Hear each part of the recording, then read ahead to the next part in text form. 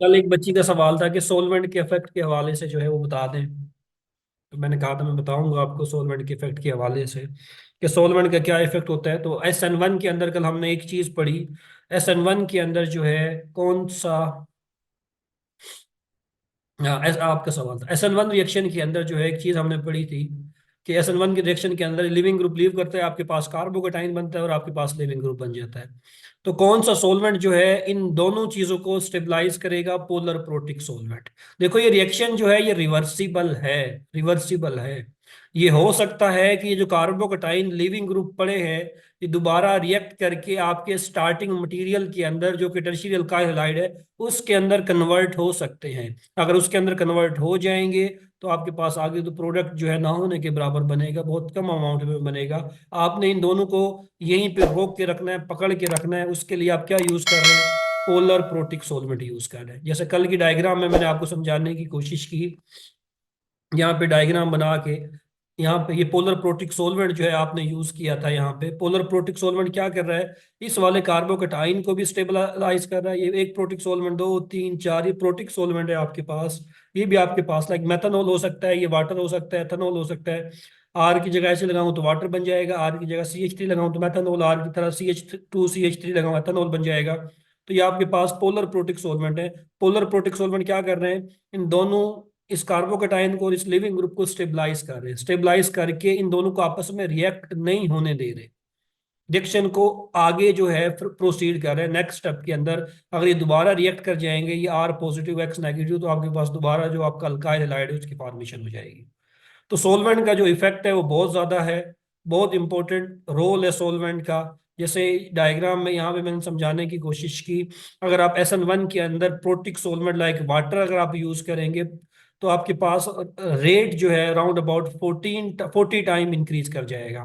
देखो ऐसा कोई अभी तक रूल नहीं है कि रेट जो है वो डायरेक्टली प्रोपोर्शनल है आपके पास पोलर प्रोटिक सोलवेंट के। अभी तक ऐसी कोई इक्वेशन जो है मैंने किसी किताब के अंदर नहीं देखी। रेट जो है SN1 का वो डायरेक्टली प्रोपोर्शनल होता है। किस चीज के डायरेक्टली प्रोपोर्शनल होता है? सिर्फ और सिर्फ अल्काइल हैलाइड की कंसंट्रेशन के। ये बाकी फैक्टर्स हैं आपके पास। अगर आप जो है वाटर जो है आपके पास पोलर प्रोटिक सोलवेंट जो अगर आप यूज करोगे वाटर के केस में, वाटर सोलवेंट के तौर पे यूज कर रहे हो, तो रेट जो है वो 40 टाइम इंक्रीज कर जाएगा। मेथनॉल यूज करोगे थोड़ा कम प्रोटिक है, कम पोलर सोलवेंट है, तो रेट जो है 5 टाइम इंक्रीज कर रहा है। एथेनॉल यूज कर रहे हो, रेट 1 टाइम इंक्रीज कर रहा है। Acetone polar aprotic solvent आपने यूज किया, रेट और कम हो गया है। आपने मजीद non polar solvent round about aprotic solvent आपने यूज किया जो कि आपके पास डाई थाइल ईथर है, रेट मजीद कम हो गया। तो SN1 रिएक्शन के अंदर प्रोटिक सोलवेंट जो है इसका बड़ा ही इंपॉर्टेंट रोल है आपके पास। तो पोलर प्रोटिक सोलवेंट आप यूज करेंगे तो रिलेटिव रेट जो है रिएक्शन का वो आपके पास इंक्रीज कर जाएगा। मोस्ट कॉमन सोलवेंट जो है वो आपके पास वाटर है, वाटर को आप यूज कर सकते हैं। तो ये कल की जो है बात थी। आज जो हमारी डिस्कशन है वो SN2 के ऊपर है। एस का मतलब है सब्स्टिट्यूशन, एन का मतलब है न्यूक्लियोफिलिक, टू का मतलब है बाई मालिक्यूलर। तो by molecular nucleophilic substitution reaction जो है इसको SN2 रिएक्शन कहा जाता है। थोड़ा सा फर्क है इस रिएक्शन में और उस रिएक्शन में। इसमें क्या होगा? बॉन्ड ब्रेकेज, कार्बन और हेलोजन, कार्बन और हेलोजन बॉन्ड ब्रेकेज और कार्बन न्यूक्लियोफाइल का बॉन्ड का बनना सिंगल स्टेप के अंदर होगा। मीन ये रिएक्शन जो है आपके पास क्या होगा? कंसर्टेड रिएक्शन होगा, कंसर्टेड रिएक्शन होगा। एक ही स्टेप के अंदर आपका न्यूक्लियोफाइल क्या करेगा? इस इलेक्ट्रोफिलिक कार्बन पे अटैक करेगा और आपका लिविंग ग्रुप जो है वो क्या कर जाएगा? लीव कर जाएगा। तो लिविंग ग्रुप लीव कर गया, आपके पास क्या हो जाएगी? आपके पास सब्स्टिट्यूशन हो जाएगी। तो देखो एक ही स्टेप है, इस स्टेप के अंदर दो चीजें इन्वॉल्व हो रही हैं, आपका अल्काइल हेलाइड भी इन्वॉल्व हो रहा है, आपका न्यूक्लियोफाइल भी इन्वॉल्व हो रहा है। तो रेट जो है वो न्यूक्लियोफाइल के ऊपर भी डिपेंड करेगा और रेट अल्काइल हेलाइड के ऊपर भी डिपेंड करेगा। मीन्स दोनों की कंसंट्रेशन को आप बढ़ाओगे तो रेट जो है आपके पास क्या हो जाएगा? रेट इंक्रीज कर जाएगा, 2 टाइम्स इंक्रीज। अगर न्यूक्लियोफाइल की कंसंट्रेशन को 2 टाइम्स इंक्रीज करूं, अल्काइल हैलाइड की कंसंट्रेशन को भी 2 टाइम इंक्रीज करूं, तो रेट जो है आपके पास 4 टाइम जो है वो इंक्रीज कर जाएगा, 4 टाइम। तो रेट जो है आपके पास, बल्कि आगे इक्वेशन जो है वो आपके पास मौजूद होगी। ये आपके पास जो है जनरल मैकेनिज्म है, ये न्यूक्लियोफाइल है। अच्छा एक इंपॉर्टेंट चीज, ये आपके पास अल्काइल हैलाइड है। प्राइमरी अल्काइल हैलाइड नॉर्मली जो है वो फैसिलिटेट करता है SN1 रिएक्शन को। क्यों करता है अभी देखते हैं। न्यूक्लियोफाइल जो है हमेशा हमेशा बैक साइड से अटैक करेगा लिविंग ग्रुप की। ये आपके पास लिविंग ग्रुप है। न्यूक्लियोफाइल हमेशा बैक साइड से इस इलेक्ट्रोफिलिक सेंटर के ऊपर अटैक करेगा और ये लिविंग ग्रुप जो है यहां से लीव कर जाएगा। इसीलिए आप पढ़ते हो कि SN2 रिएक्शन के अंदर इनवरियन ऑफ कन्फिगरेशन जो है वो आपके पास होती है। लेट्स सपोज ये जो कार्बन है, लेट्स सपोज ये कार्बन कायरल नहीं है, लेट्स सपोज इसकी कन्फिगरेशन R है, तो प्रोडक्ट की कन्फिगरेशन हमेशा S हो जाएगी, इन्वर्स हो जाएगी, आपके पास उलट जाएगी। चलो मैं थोड़ा सा बता भी देता हूँ R और इस कन्फिगरेशन के हवाले से, क्विकली बताऊंगा। स्टीरियोकेमिस्ट्री के अंदर मजीद डिटेल से हम देखेंगे आर और एस कन्फिगरेशन को। आर और एस कन्फिगरेशन जो है उन कंपाउंड्स की होती है जिसमें कायरल सेंटर जो है आपके पास मौजूद होता है। कायरल सेंटर या स्टीरियोजेनिक सेंटर। कायरल सेंटर उस सेंटर को कहते हैं जिसमें कार्बन जो है आपके पास एक से ज्यादा, मीन्स चार मुख्तलिफ ग्रुप के साथ अगर कार्बन कनेक्ट है आपके पास, तो उस सेंटर को बच्चा आप कहते हैं कायरल सेंटर। मीन्स ये कार्बन जो है यहाँ एक ग्रुप के साथ, यहाँ बी, यहाँ डी, ये ई, चार मुख्तलिफ ग्रुप के साथ कनेक्ट हो तो उस कार्बन को कायरल कहते हैं। दिए हुए कंपाउंड में, इस कंपाउंड में ये वाली कार्बन जो है आपके पास क्या है, कायरल है। क्यों कायरल है? एक तरफ ब्रोमीन के साथ कनेक्ट है, एक तरफ हाइड्रोजन के साथ, एक तरफ मिथाइल के साथ, एक तरफ इथाइल के साथ। तो ये वाली कार्बन जो है इस पूरे मॉलिक्यूल में कायरल है। स्टीरियोकेमिस्ट्री में मजीद देखेंगे कायरल और ए कायरल, सारी चीजों को देखेंगे डिटेल से, किस तरह आप कायरल सेंटर निकालेंगे, किस तरह स्टीरियो आइसोमर। तो अगर इस कार्बन को आप देखें, इस कार्बन को आप देखें, ये आपके पास कायरल कार्बन है। आपने क्या करना है, आर और एस कन्फिग्रेशन के अंदर आपने प्रायोरिटी जो है वो असाइन करनी है। प्रायोरिटी असाइन करनी है। प्रायोरिटी किस बेस पे आप असाइन करते हैं? On the basis of atomic number. On the basis of what? On the basis of atomic number. देखो, ये ग्रुप ब्रोमीन है, एक तरफ हाइड्रोजन है, एक तरफ मिथाइल। मींस अगर मैं ऐसे लिख देता हूँ इस सेंटर को, ये कार्बन है आपके पास, यहाँ पे आपने हाइड्रोजन लगाया हुआ है, यहाँ पे आपने ब्रोमीन लगाया हुआ है, यहाँ पे आपने जो है क्या लगाया हुआ है, CH3 मिथाइल लगाया हुआ है आपने, और यहाँ पे जो है आपने क्या लगाया हुआ है, CH2 CH3 आपने लगाया हुआ है। आपने क्या करनी है, आपने प्रायोरिटी असाइन करनी है। प्रायोरिटी हमेशा on the basis of atomic number आप असाइन करते हैं। तो अगर आप देखें इस कार्बन के लिहाज से देखें, एक ग्रुप ब्रोमीन है, एक ग्रुप ब्रोमीन है, एक ग्रुप हाइड्रोजन है, एक ग्रुप मिथाइल है, एक ग्रुप इथाइल है। आपके पास चार मुख्तलिफ ग्रुप है, कार्बन कायरल है। अच्छा, on the basis of atomic number आपने साइन करनी है। ब्रोमीन का देखो, हाइड्रोजन का एटॉमिक नंबर सबसे कम है, इसको तो प्रायोरिटी 4 देना चुप करके। प्रायोरिटी 1 किसको देंगे? कार्बन को देंगे। यहाँ पे भी कार्बन, यहाँ पे भी कार्बन, यहाँ पे ब्रोमीन, ब्रोमीन का एटॉमिक नंबर ज्यादा होता है, तो ब्रोमीन को प्रायोरिटी 1 दे दी। अब प्रायोरिटी 2 और प्रायोरिटी 3 किसको देंगे? यहाँ पे भी कार्बन है, यहाँ पे भी कार्बन है। यहाँ पे कार्बन जो है, ये नीचे वाली अगर देखें आप, ये वाली जो कार्बन है, ये एक कार्बन और दो हाइड्रोजन के साथ कनेक्ट है, एक कार्बन और दो हाइड्रोजन के साथ कनेक्ट है, ये वाली कार्बन। लेकिन आप इस कार्बन को देखें तो ये कार्बन तीन हाइड्रोजन के साथ जो है वो कनेक्ट है। तो यहाँ पे देख लें कौन विन किया, कार्बन विन किया, कार्बन का एटॉमिक नंबर ज्यादा है। इसका मतलब है प्रायोरिटी 2 इसको मिलेगी आपके पास, प्रायोरिटी 3 इसको मिलेगी। तो प्रायोरिटी जो है आपने असाइन कर दी 1 2 3। मीन्स अगर मैं यहाँ पे दिखाऊं आपको, प्रायोरिटी 1 आपने इसको असाइन की, प्रायोरिटी 2 इसको, प्रायोरिटी 3 मिथाइल को, प्रायोरिटी 4 हाइड्रोजन को। प्रायोरिटी हमेशा on the basis of atomic number assign करते हैं। 1 को 2 से मिलाओ, 2 को 3 से मिलाओ, 3 को 4 से मिलाओ, क्या होगी डायरेक्शन ऑफ एरो? देखो एरो जो है आपके पास क्लॉकवाइज है या एंटी क्लॉकवाइज है? डायरेक्शन ऑफ एरो अगर देखो, ये क्लॉकवाइज है।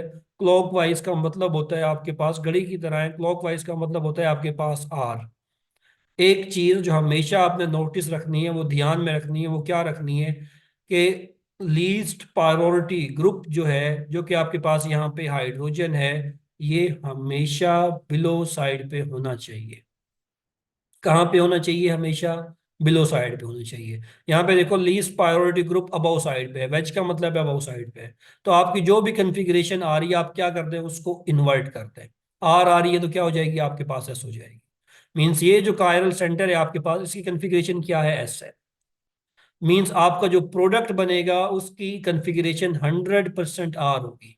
इसीलिए आप कहते हो कि SN2 रिएक्शन के अंदर क्या होती है आपके पास? हमेशा इनवरियन ऑफ कन्फिग्रेशन जो है वो होती है।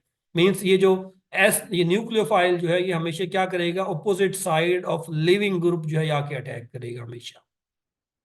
हमेशा ये अपोजिट साइड पे आएगा, तो आपके पास ये कंपाउंड बनेगा। इसमें देखो RS अप्लाई करते हैं, सल्फर का एटॉमिक नंबर सबसे ज्यादा है, 16 है। यहाँ कार्बन है, यहाँ पे भी कार्बन है, कार्बन का 6, कार्बन का 6, हाइड्रोजन का 1 है, एटॉमिक नंबर जिसका ज्यादा है उसको प्रायोरिटी 1, सल्फर का ज्यादा प्रायोरिटी 1, फिर यहाँ पे प्रायोरिटी 2, यहाँ पे प्रायोरिटी 3, यहाँ पे प्रायोरिटी 4। रोटेट करो 1 को 2, 2 से 3, 3 को 4 से। डायरेक्शन ऑफ एरो देखो क्लॉक वाइज है, डायरेक्शन ऑफ एरो आपके पास क्या है, सॉरी एंटी क्लॉक वाइज है। एंटी क्लॉक वाइज का मतलब क्या होता है, एस। हाइड्रोजन को देखो, हाइड्रोजन यहाँ पे भी क्या है आपके पास, अबव साइड पे है। हाइड्रोजन अबव साइड पे है तो आपने इसको भी इन्वर्ट कर देना है। एस क्या हो जाएगा आपके पास, आर किया। तो हमेशा इस चीज का आपने ख्याल करना है, जब भी आप SN2 रिएक्शन कर रहे हैं तो आपने हमेशा स्टीरियो केमिस्ट्री जो है वो इन्वर्ट करनी है। मींस इन्वर्जन ऑफ कन्फिग्रेशन जो है वो हमेशा किसके अंदर होगी, SN2 रिएक्शन के अंदर होगी। चलो जल्दी से मैं कंपाउंड लिख रहा हूँ। आपने मुझे इस कंपाउंड की जो है वो बतानी है, कन्फिग्रेशन जो है इस कंपाउंड की क्या होगी। यहाँ पे मैंने कंपाउंड लिखा आपके सामने, यहाँ पे मैंने लगा दिया आपके सामने आयोडीन। इस कंपाउंड का मैं, अच्छा, इस और यहाँ पे जो है आपके पास, अगर आयोडीन ऊपर की तरफ है तो यहाँ पे हाइड्रोजन क्या होगा, बिलो साइड पे होगा। चलो मुझे इस कायरल सेंटर की जो है कन्फिग्रेशन बता दें जल्दी से। ये जो कायरल सेंटर है आपके पास, इसकी कन्फिग्रेशन क्या होगी, आर होगी कि एस होगी, जल्दी से ट्राई करें। कन्फिग्रेशन सबसे पहले प्रायोरिटी असाइन करें। Priority on the basis of atomic number होती है। एटॉमिक नंबर देखें 1 2 3 4 करें। 1 को 2 से, 2 को 3 से मिलाएं। डायरेक्शन ऑफ एरो अगर क्लॉक वाइज आए, क्लॉक वाइज का मतलब होगा घड़ी की तरह, अगर आए तो उसका मतलब होगा आर। अगर एंटी क्लॉक वाइज आए उसका मतलब होगा आपके पास हमेशा एस। जी बच्चा, क्या आ रही है कन्फिग्रेशन, जल्दी से बताओ, चैट बॉक्स में बताओ, मैं वेट कर रहा हूँ, जल्दी से बताओ। ये जो कार्बन सेंटर है आपके पास, इसकी कन्फिग्रेशन क्या होगी, जल्दी जल्दी, इतना टाइम नहीं है, तो टाइम लगा रहे हो, अम्मो जल्दी बताओ। किसी को समझ नहीं आ रही।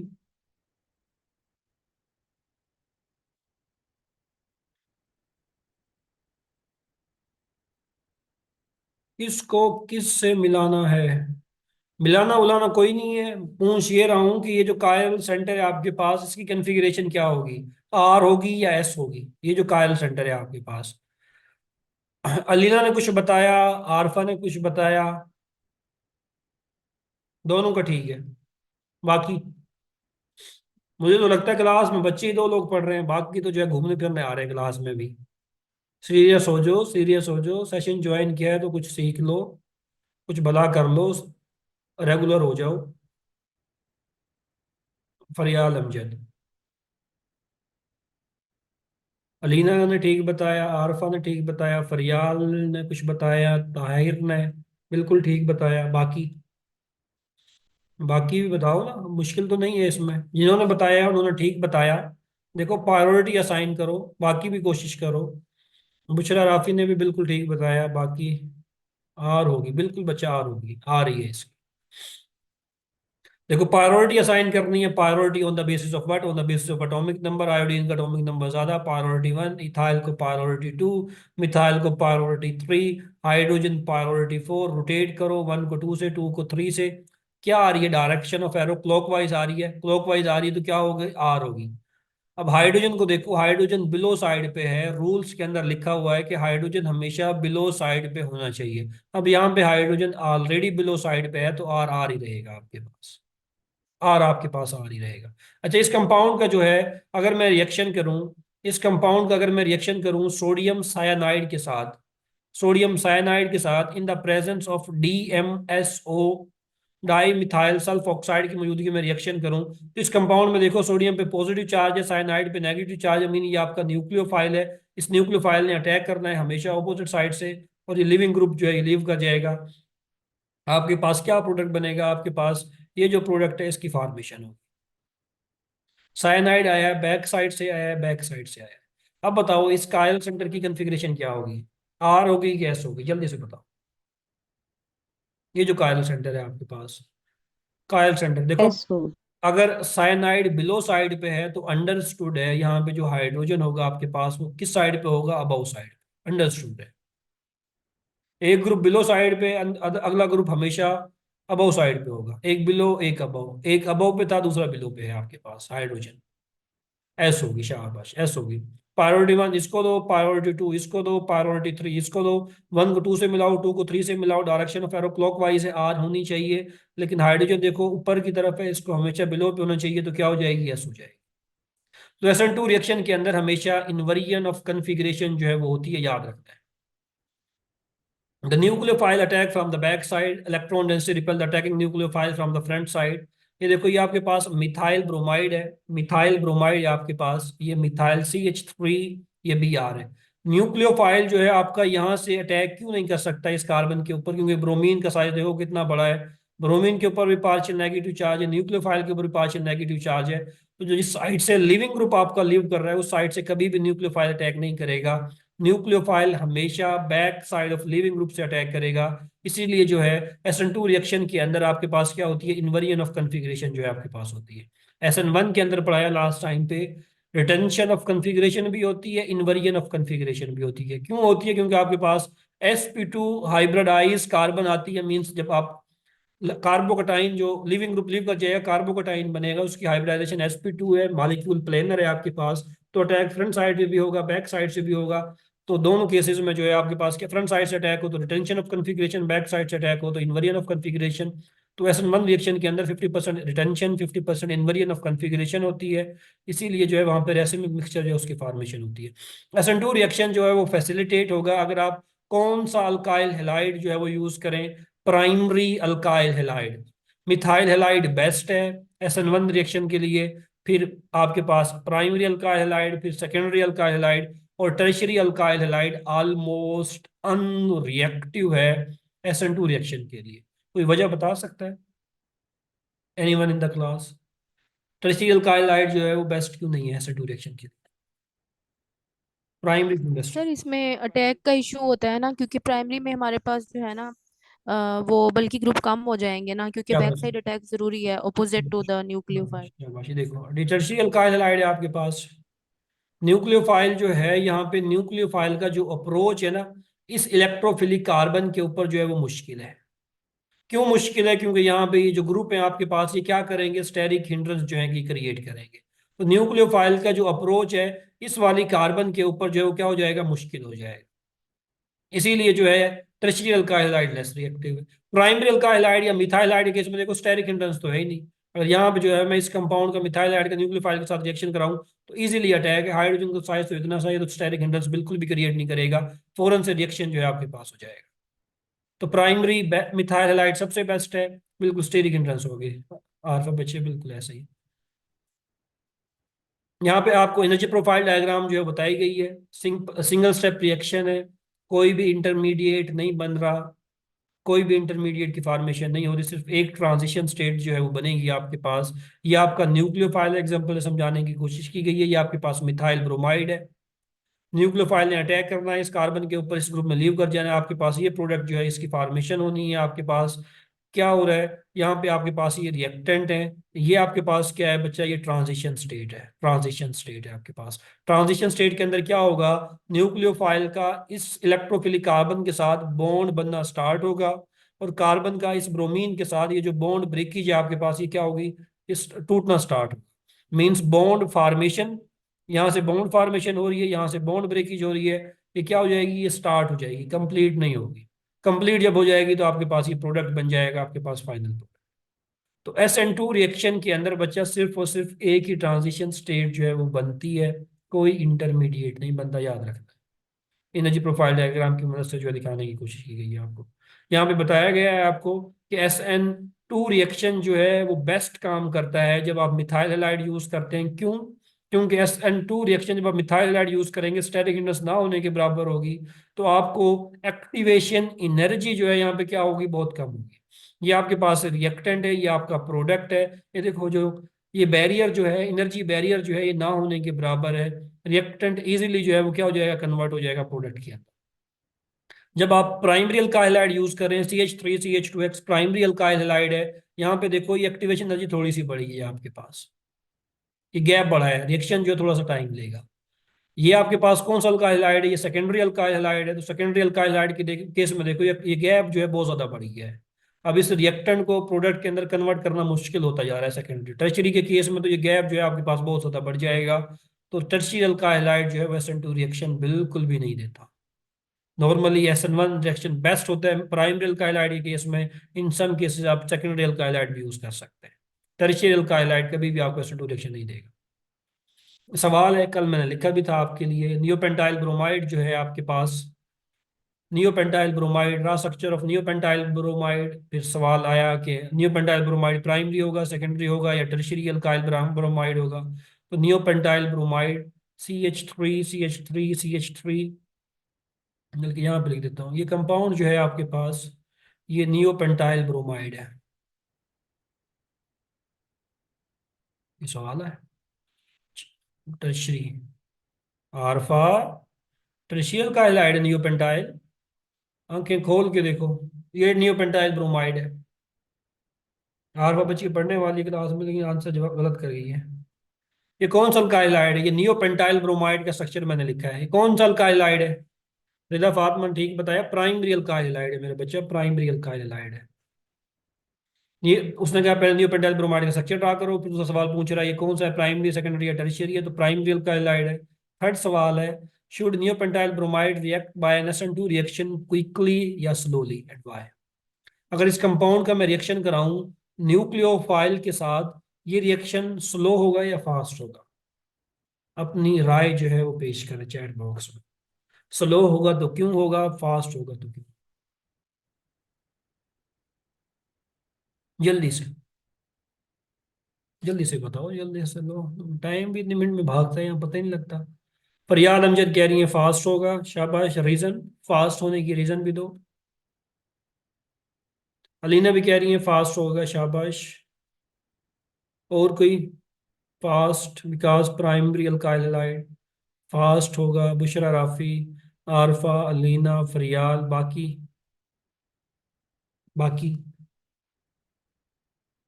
बाकी बाकी और कोई जो अपनी राय पेश करना चाहे, अपनी कीमती राय?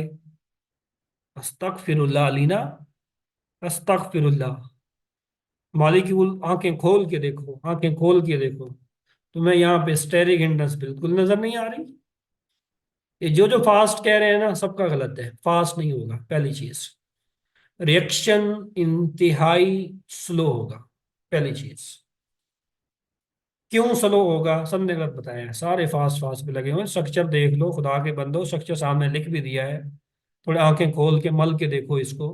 ये न्यूक्लियोफाइल जो है, इसने कहाँ पे अटैक करना है? इस कार्बन के ऊपर अटैक करना है। तभी है ना, प्राइमरी का हैलाइड तो है आपके पास।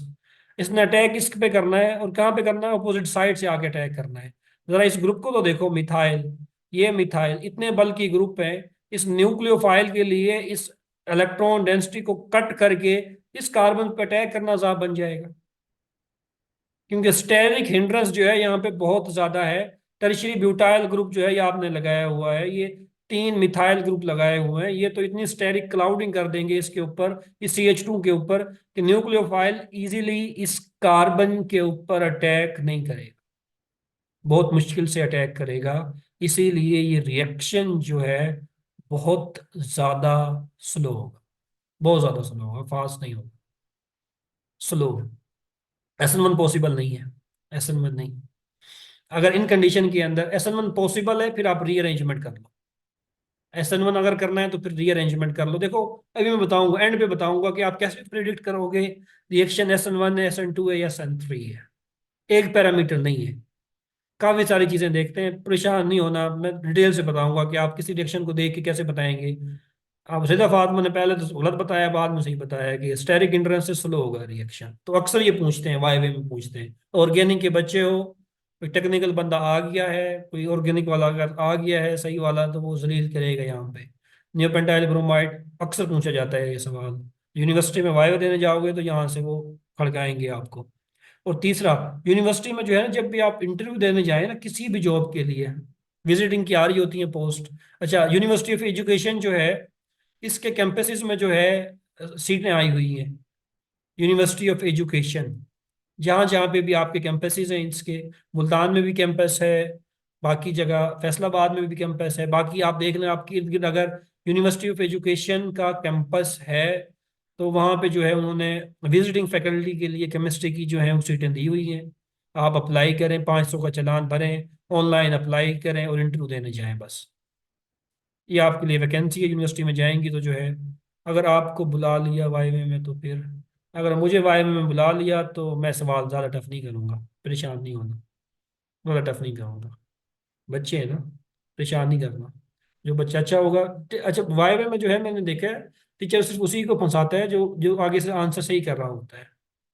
जो अगर पहले ही जो है सवाल पे हाथ पांव फूल जाए, फिर वो अपना लेवल जो है ना स्लो करता जाता है। तो परेशान नहीं होना।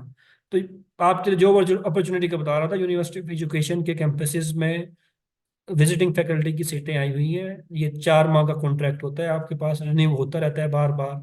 तो आप इस पे अप्लाई करें, इंटरव्यू देने जाना है सिर्फ, और इंटरव्यू के अंदर जो है आप अपनी जो ये जो टेक्निक्स हैं, ऑर्गेनिक स्पेक्ट्रोस्कोपी, इसको डिटेल से पढ़ के जाना है।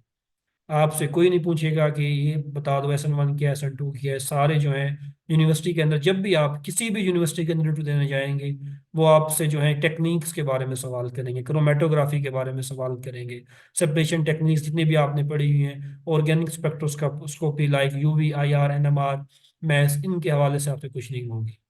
बहुत कम है कि सिंथेसिस से हवाले से सवाल करें। तो अभी आपको मैंने टिप दे दी है, ध्यान में रखना है आपने।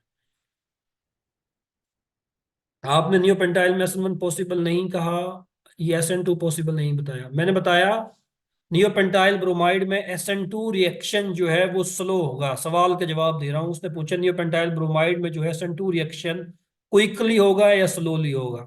मैं आंसर कर रहा हूं इंतहाई स्लो होगा। क्यों स्लो होगा? क्योंकि 3 बल्कि ग्रुप आपने लगाए हुए हैं, स्टेरिक हिंड्रेंस क्रिएट करेंगे। इस न्यूक्लियोफाइल का जो अप्रोच है इस प्राइमरी कार्बन के ऊपर, ये डिफिकल्ट हो जाएगा। तो इसलिए SN2 रिएक्शन रिलेटिवली स्लो होगा, यहाँ पे याद रखना है नियोपेंटाइल ब्रोमाइड के केस में। यहाँ पे देखो, नेक्स्ट आपके पास एक पैरामीटर है न्यूक्लियोफिलिसिटी। SN2 रिएक्शन जो है बच्चा वो फैसिलिटेट होता है अगर आप स्ट्रॉन्ग न्यूक्लियोफाइल जो है वो यूज करें। कौन सा न्यूक्लियोफाइल? स्ट्रॉन्ग न्यूक्लियोफाइल हमेशा SN2 रिएक्शन को जो है वो क्या करता है, फैसिलिटेट करता है हमेशा। अब देखो, स्ट्रॉन्ग न्यूक्लियोफाइल किसको कहेंगे? 2 तरह के न्यूक्लियोफाइल होते हैं। अगर किसी न्यूक्लियोफाइल के ऊपर नेगेटिव चार्ज हो, फुल फ्लैज नेगेटिव चार्ज हो, आप उसको जो है mostly under the category of strong nucleophile लेके आएंगे। स्ट्रॉन्ग न्यूक्लियोफाइल के अंदर ऐसी स्पीशीज जिसके ऊपर नेगेटिव चार्ज होगा, वो स्ट्रॉन्ग न्यूक्लियोफाइल होगी। ऐसी स्पीशीज जिसके पास सिर्फ लोन पेयर होंगे, लाइक मेथनॉल हो गया, एथेनॉल हो गया, प्रोपेनॉल हो गया, ये जितने भी अल्कोहल हैं जिसके पास सिर्फ लोन पेयर होगा, लाइक अमोनिया हो गया आपके पास, ये सब चीजें जो हैं वो under the category of weak nucleophile आएंगी। तो स्ट्रॉन्ग न्यूक्लियोफाइल ऐसी स्पीशीज जिस पे नेगेटिव चार्ज हो। देखो, न्यूक्लियोफाइल के मैं 2 चीजें बताई थी ना, न्यूक्लियोफाइल जो है या तो आपके पास नेगेटिव चार्ज स्पीशी हो सकती है या लोन पेयर हो सकते हैं आपके पास। तो यहाँ पे नेगेटिव चार्ज है, ये आपका स्ट्रॉन्ग न्यूक्लियोफाइल है। यहाँ पे जस्ट लोन पेयर है, ये आपके वीक न्यूक्लियोफाइल है। तो वाटर वीक न्यूक्लियोफाइल है आपके पास। स्ट्रॉन्ग SN2 रिएक्शन जो है वो काम बेस्ट करेगा अगर आप स्ट्रॉन्ग न्यूक्लियोफाइल जो यूज करेंगे, स्ट्रॉन्ग न्यूक्लियोफाइल। SN1 में जो है वीक न्यूक्लियोफाइल आप यूज करते हैं, स्ट्रॉन्ग यूज नहीं करते। SN2 के अंदर स्ट्रॉन्ग न्यूक्लियोफाइल हमेशा यूज करता है। लाइक OH नेगेटिव, ये अटैक कर रहा है इस कार्बन के ऊपर, तो लिविंग ग्रुप लीव कर रहा है और आपके पास आपका प्रोडक्ट जो है बन जाएगा। ये रिएक्शन क्या होगा? आपके पास इंतहाई फास्ट होगा। वीक न्यूक्लियोफाइल यूज कर रहे primary alkyl hide, reaction still SN1 होगा, क्योंकि टर्शियरी प्राइमरी अल्काइल हैलाइड जो है या मिथाइल हैलाइड जो है ये SN1 रिएक्शन नहीं देता, कभी भी नहीं देगा SN1 रिएक्शन। क्यों नहीं देगा? क्योंकि SN1 रिएक्शन के अंदर होगा क्या, लिविंग ग्रुप लीव करेगा पहले स्टेप के अंदर, तो आपके पास क्या बनेगा? आपके पास ये कार्बोकेटाइन बनेगा, ये मिथाइल कार्बोकेटाइन तो इंतहाई अनस्टेबल है आपके पास, इसकी फॉर्मेशन नहीं होगी आपके पास। ये रिएक्शन SN1 नहीं हो सकता, SN2 ही होगा। जब भी प्राइमरी अल्काइल हैलाइड देखो या मिथाइल हैलाइड देखो, रिएक्शन कभी भी SN1 नहीं हो सकता, कभी भी नहीं हो सकता, हमेशा SN2 हो, मिथाइल हैलाइड या प्राइमरी अल्काइल हैलाइड। न्यूक्लियोफिलिसिटी के बारे में मजीद लिखा हुआ, स्ट्रॉन्ग न्यूक्लियोफाइल हर वो स्पीशी में बता चुका हूँ जिसपे नेगेटिव चार्ज होगा, नेगेटिव चार्ज होगा, नेगेटिव चार्ज, नेगेटिव चार्ज, ये सारे के सारे आपके पास स्ट्रॉन्ग न्यूक्लियोफाइल हैं। वीक न्यूक्लियोफाइल वाटर हो गया, जितने भी अल्कोहल हैं ये वीक न्यूक्लियोफाइल हैं। Water as a leaving group act कर सकता है अल्फा जावेद, कर सकता है water as a leaving group, फिर आप प्रोटोनेशन उसकी करो। अल्कोहल भी आपके पास SN1 रिएक्शन देते हैं। अल्कोहल कैसे देते हैं? थोड़ा सब्र करो ना, अभी पढ़ाऊंगा आपको। जो है अल्कोहल को OH बैड लिविंग ग्रुप है, याद रखना है। इसको गुड लिविंग ग्रुप के अंदर कन्वर्ट करो, प्रोटोनेशन करो। अब गुड लिविंग ग्रुप के अंदर कन्वर्ट हो गया, अब ये निकल जाएगा। तो ओ एच जो है जब भी ये रिलीज होगा किसी भी कंपाउंड से, ओ एच जब भी आपने हटाना है, आप क्या करो, इसकी प्रोटोनेशन कर दो पहले स्टेप के अंदर, एसिड इसमें ऐड कर दो। एसिड ऐड करोगे, ये किस में कन्वर्ट हो जाएगा, इस स्पीशी के अंदर कन्वर्ट हो जाएगा। अब ये जो है स्ट्रॉन्ग लिविंग ग्रुप बन गया, strong leaving group. Next step पे ये बॉन्ड यहाँ से टूटेगा और वाटर जो है आपके पास रिलीज हो जाएगा, आपके पास कार्बोकेटाइन बनेगा, तो स्टेबल वाटर मॉलिक्यूल जो है रिलीज हो जाएगा। तो अल्फा वाटर जो है लिविंग ग्रुप यूज होता है, 100% होता है। अल्कोहल जो है उसकी प्रोटोनेशन करो, ये आपके पास स्पीशी बनेगी, अनस्टेबल है, फौरन से रिलीज हो जाएगी आपके पास। अच्छा, वीक न्यूक्लियोफाइल स्ट्रॉन्ग न्यूक्लियोफाइल के बारे में बताया, ये सारे स्ट्रॉन्ग न्यूक्लियोफाइल हैं। ये दो जो हैं वीक न्यूक्लियोफाइल, मीन जितने भी अल्कोहल हैं आपके पास सारे वीक न्यूक्लियोफाइल हैं। ये कंपाउंड हमेशा SN1 रिएक्शन देंगे, ये कंपाउंड हमेशा आपके पास SN2 रिएक्शन देंगे, SN2 रिएक्शन देंगे। SN1 रिएक्शन के अंदर जो है कल हमने देखा, SN1 रिएक्शन जो है वो काम बेस्ट करता है अगर आप पोलर प्रोटिक सोलवेंट जो है वो आप यूज करें, polar protic solvent. SN2 reaction बच्चा बेस्ट काम करेगा अगर आप पोलर ए प्रोटिक सोलवेंट जो है वो यूज करेंगे। कौन से? पोलर ए प्रोटिक। यहाँ पे देखें आपके सामने लिस्ट दी गई है। पोलर प्रोटिक सोलवेंट कल बताया, हर वो सोलवेंट पोलर प्रोटिक होगा जिसमें हाइड्रोजन डायरेक्टली कनेक्ट होगा हेट्रोएटम के साथ। हाइड्रोजन डायरेक्टली कनेक्ट है हेट्रोएटम के साथ, हाइड्रोजन डायरेक्टली कनेक्ट है, हाइड्रोजन डायरेक्टली कनेक्ट है, हाइड्रोजन डायरेक्टली कनेक्ट है। तो ये सारे के सारे सॉल्वेंट क्या है? पोलर प्रोटिक है। ए प्रोटिक में क्या होगा? हाइड्रोजन डायरेक्टली कनेक्ट नहीं होगा हेट्रोएटम के साथ, लाइक एसीटोन ऑक्सीजन के साथ कोई हेट्रोएटम डायरेक्टली कनेक्ट नहीं है, यहाँ पे कोई heteroatom. Di methyl formamide DMF जिसको कहते हैं, di methyl sulphur oxide DMSO, बहुत अच्छा सॉल्वेंट है। एसीटोनाइट्राइल, ये आपके पास जो है हेक्सामिथाइल फास्फोरामाइड HMPA जो है, इसमें भी जो है आपके पास कोई भी एसिडिक हाइड्रोजन जो है मौजूद नहीं है, मीन्स कोई भी ऐसा हाइड्रोजन नहीं है डायरेक्टली हेट्रोएटम के साथ हो। तो SN2 रिएक्शन जो है बच्चा वो काम बेस्ट करता है तब जब आप पोलर एप्रोटिक सॉल्वेंट यूज करते हैं। वजह, वजह क्यों, क्यों ऐसा होता है आपके पास, क्यों आपके पास होता है? यहाँ पे जो है देखें, जनरल एग्जांपल समझाने की कोशिश करता हूँ। ये आपके पास जो है, लेट्स सपोज आपका लिविंग ग्रुप है, लेट्स सपोज ये आपके पास आयोडीन लगा हुआ है यहाँ पे। यहाँ पे जो है आप Cl नेगेटिव से जो है इसका रिएक्शन करवा रहे हैं, किसकी मौजूदगी में? DMSO की मौजूदगी में। DMSO क्या है? पोलर एप्रोटिक सोलवेंट है, पोलर एप्रोटिक सोलवेंट है आपके पास। DMSO कर क्या रहा है यहाँ पे? DMSO का स्ट्रक्चर क्या होता है? एक सेकेंड, सवाल है। इसका मतलब सब सॉल्वेंट जिनमें हाइड्रोजन बॉन्डिंग होगी वो पोलर प्रोटिक, बिल्कुल ऐसे ही है। अच्छा, डीएमएसओ का स्ट्रक्चर बच्चा ये होता है आपके पास, S डबल बॉन्ड O, ये CH3 आपके पास और ये CH3 आपके पास। अब देखो सल्फर के ऊपर जो है इलेक्ट्रॉन डेंसिटी ज्यादा है, पार्शियल नेगेटिव चार्ज है आपके पास। ऑक्सीजन के ऊपर, सल्फर के ऊपर थोड़ा सा जो है पॉजिटिव चार्ज है आपके पास। और ये जो न्यूक्लियोफाइल है आपका Cl नेगेटिव, इसमें कोई चीज स्टेबल कर रही है? Cl नेगेटिव कोई चीज स्टेबल, सोलवेंट स्टेबल कर रहा है? नहीं कर। ये सोलवेंट क्या कर रहा है? पोलर ए प्रोटिक सोलवेंट क्या कर रहा है? इस न्यूक्लियोफाइल को डिस्टेबलाइज कर रहा है, क्योंकि इसके ऊपर भी नेगेटिव चार्ज, इसके ऊपर भी नेगेटिव चार्ज, सेम चार्जेस है। इसको डिस्टेबलाइज करके इसकी एनर्जी जो है उसको क्या कर रहा है? उसको इंक्रीज कर। DMSO is not a protic solvent and the region of partial positive charge is sterically inaccessible। ये वाला जो रीजन है आपके पास, मींस अगर ये आप कह रहे हैं ये न्यूक्लियोफाइल है आपका, न्यूक्लियोफाइल को ये जो सल्फर है, सल्फर के ऊपर जो पार्शियल पॉजिटिव चार्ज, ये स्टेबलाइज करेगा नहीं, ये इसको स्टेबलाइज नहीं करेगा, क्योंकि ऑलमोस्ट स्टेरिक हिंड्रेंस इतनी ज्यादा है कि एक्सेस ही नहीं कर पाता। सो एनाइन आर नॉट स्टेबलाइज। सो ये न्यूक्लियोफाइल जो है ये स्टेबल नहीं होगा। जब ये न्यूक्लियोफाइल स्टेबल नहीं होगा आपके पास, तो ये क्या होगा? ये स्ट्रॉन्ग न्यूक्लियोफाइल होगा।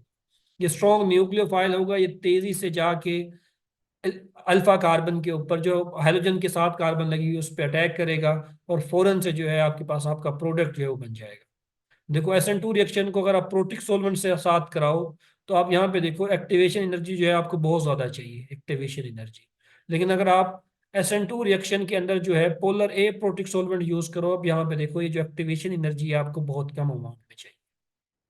तो polar aprotic solvent are best for SN2 reaction. अब मजीद समझ नहीं आई, एक स्लाइड और डाली हुई है, यहाँ पे देख लो। SN2 रिएक्शन जो है वो बेस्ट होता है पोलर ए प्रोटिक की मौजूदगी में। क्यों? Polar aprotic solvent raises the energy of nucleophile. Nucleophile पे भी नेगेटिव चार्ज है, आपका पोलर ए प्रोटिक सोलवेंट है उस पे भी जो है इलेक्ट्रॉन डेंसिटी ज्यादा है, दोनों एक दूसरे को रिपेल करेंगे। एज रिजल्ट क्या होगा, न्यूक्लियोफाइल की एनर्जी जो है वो क्या हो जाएगी, बढ़ जाएगी न्यूक्लियोफाइल की energy, which result in the lower activation energy. इसके नतीजे में क्या होगा, ये जो एनर्जी बैरियर है, जो मिनिमम अमाउंट ऑफ एनर्जी है जो कि इफेक्टिव कोलिजन के लिए जरूरी होती है, जिसको आपने एक्टिव एनर्जी के नाम से पढ़ा, ये आपके पास कम हो जाएगी, जिसके नतीजे में रेट जो है SN2 का वो क्या हो जाएगा, फास्ट हो जाएगा। तो SN2 बेस्ट काम करता है जब आप पोलर एप्रोटिक सॉल्वेंट यूज करते हैं। SN1 के अंदर क्या पड़ा, polar protic solvent. Polar protic solvent क्यों यूज करते हैं SN1 के अंदर, क्योंकि वो स्टेबलाइज करता है कार्बोकेटाइन इंटरमीडिएट को, जिसके नतीजे में एक्टिवेशन एनर्जी कम हो जाती है और रिएक्शन क्या हो जाता है आपके पास, फास्टर हो जाता है। यहाँ पे देखो एक्टिवेशन एनर्जी जो है आपके पास क्या हो गई है, ये कम हो गई है। यहाँ पे देख लो, इसके मुकाबले में यहाँ पे एक्टिवेशन एनर्जी बहुत ज्यादा है आपके पास। तो SN1 polar protic solvent, SN2 polar aprotic solvent. अक्सर पोलर प्रोटिक और ए प्रोटिक सॉल्वेंट के बारे में पूछ लेते हैं, तो गलती ना करना। मैंने समझा दिया है, मजीद समझना है और तो बताना है। यहाँ पे समरी है SN1 SN2 की। SN2 बेस्ट काम करेगा मिथाइल हैलाइड, फिर प्राइमरी, फिर सेकेंडरी, टर्शियरी नहीं देगा SN2। SN1 बेस्ट काम करेगा टर्शियल alkyl halide, secondary alkyl halide. SN2 के अंदर स्ट्रॉन्ग न्यूक्लियोफाइल, यहाँ पे वीक न्यूक्लियोफाइल, यहाँ पे पोलर ए प्रोटिक सोलवेंट, यहाँ पे पोलर प्रोटिक सोलवेंट, यहाँ पे रेट दोनों पे डिपेंड कर रहा है अल्काइलाइड न्यूक्लियोफाइल के ऊपर। SN1 के अंदर सिर्फ अल्काइलाइड पे डिपेंड कर रहा है। यहाँ पे इन्वर्जन हो रही है आपके पास, SN2 के अंदर हमेशा इन्वर्जन ऑफ कॉन्फ़िगरेशन होगी, आर होगी तो एस में कन्वर्ट हो जाएगी, एस होगी तो आर में कन्वर्ट हो जाएगी। SN1 के अंदर क्या होगी, रेसिमाइजेशन होगी, और आपके पास कायरल सेंटर है आपके कंपाउंड के अंदर, तो वो क्या हो जाएगा, 50% आर के अंदर कन्वर्ट होगा, 50% एस के अंदर कन्वर्ट होगा। ऐसा कंपाउंड जिसमें 50% आर 50% एस हो, उसको रेसिमिक मिक्सचर जो है वो कहा जाता है। तो रेसिमाइजेशन जो है वो आपके पास होगी SN1 के अंदर। नो रीअरेंजमेंट SN2 के अंदर, क्योंकि सिंगल स्टेप रिएक्शन, रीअरेंजमेंट कहाँ से होगी, एक स्टेप के अंदर तो जो है आपका प्रोडक्ट बन रहा है। SN1 के अंदर रीअरेंजमेंट हो सकती है। Less stable carbocation most stable carbocation के अंदर कन्वर्ट हो सकता है by doing 1 to hydride shift या 1 to methyl shift, Wagner, Meerwein rearrangement. Google पे सर्च करना, उसको पढ़ना। मजीद समरी दी गई है, promoting factor.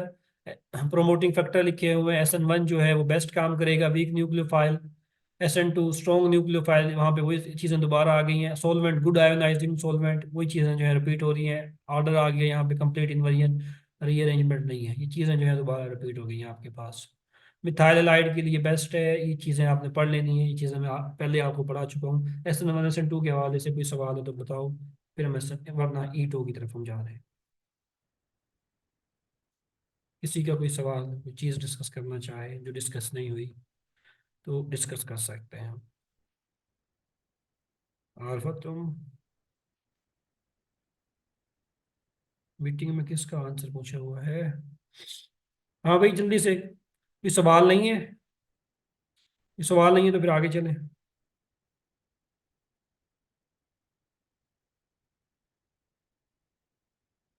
Some structure has lone pair negative charge, how to check the thermal. Video नहीं देखी आरफा बच्चे?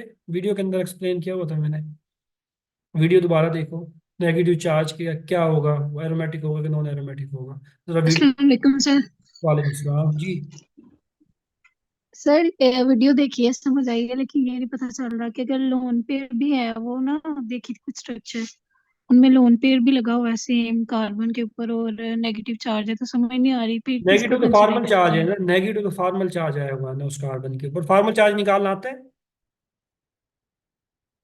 फॉर्मल चार्ज निकालना आता है, नहीं आता? नहीं आता सर। नहीं आता तो फार्मूला देखना जरा जाके गूगल के ऊपर, लेक्चर के बाद ना, ये गूगल पे जाके लिखना, how to calculate formal charge. एक फार्मूला आएगा, उसको याद रखना है। लास्ट टाइम PPSC से जो है उसके हवाले से एक क्वेश्चन आया हुआ था, आई गेस एथेनोइक एसिड था या मेथनोइक एसिड था, उसमें कार्बन का फॉर्मल चार्ज निकालने का उसने कहा हुआ। देख लेना एक दफा, फॉर्मल चार्ज निकालने का फार्मूला देखना, फिर मेरे पास आना। फिर भी समझ ना आया तो मुझे, मैं फिर समझा दूंगा। एक दफा देखना, एक दफा खुद देखो उसको, फॉर्मल चार्ज निकालने का तरीका।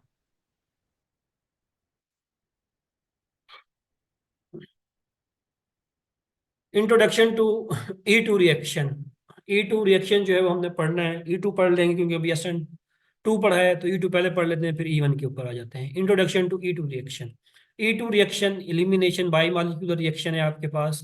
एलिमिनेशन रिएक्शन के अंदर बता चुका हूँ 12 स्ट्रॉन्ग बेस। अच्छा, एलिमिनेशन रिएक्शन के अंदर हमेशा प्रोडक्ट क्या बनेगा?